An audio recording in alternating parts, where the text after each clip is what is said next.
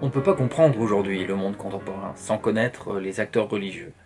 Parmi eux, les protestants évangéliques sont incontournables. Ils représentent environ un chrétien sur quatre sur tous les continents. Caractérisés par l'accent sur la conversion et l'engagement, ils se constituent en communauté fervente et solidaire, acteurs majeurs des sociétés civiles contemporaines. Ils seraient début 2021 environ 665 millions. La croissance démographique s'est ralentie pour l'année 2020, contexte Covid-19.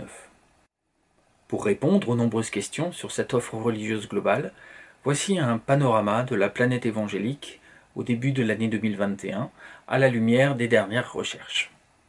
Le continent asiatique est aujourd'hui le plus grand pôle évangélique au monde, avec 216 millions de fidèles environ.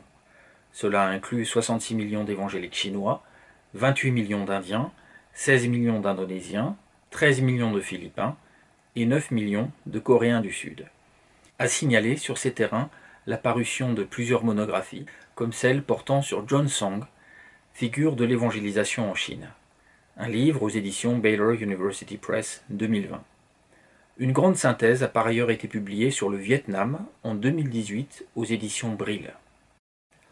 Le continent africain rassemble environ 187 millions de protestants évangéliques en 2021, en majorité pentecôtistes et charismatiques.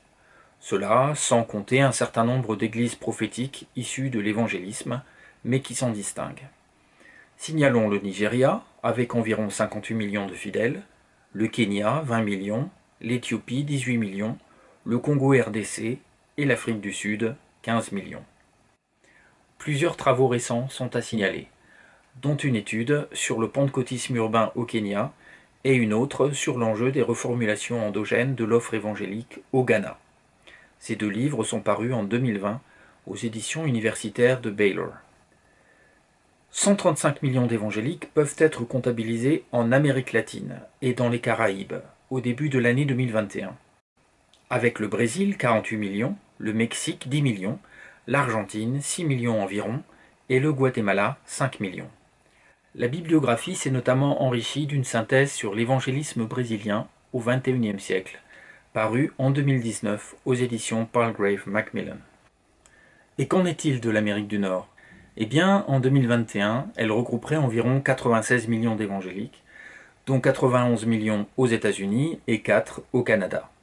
Le mandat Trump a nourri une crise identitaire signalée par John Fee dans un ouvrage paru en 2018.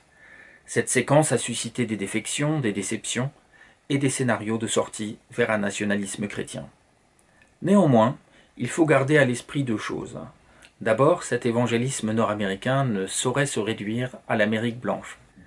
D'autre part, il demeure un acteur puissant de la géopolitique confessionnelle, comme en témoignent deux analyses publiées en 2019 aux presses universitaires de Pennsylvanie, l'une consacrée à l'ONG World Vision, l'autre sur l'enjeu du sionisme chrétien. Quant à l'Europe, environ 23 millions de protestants évangéliques s'y répartissent en 2021.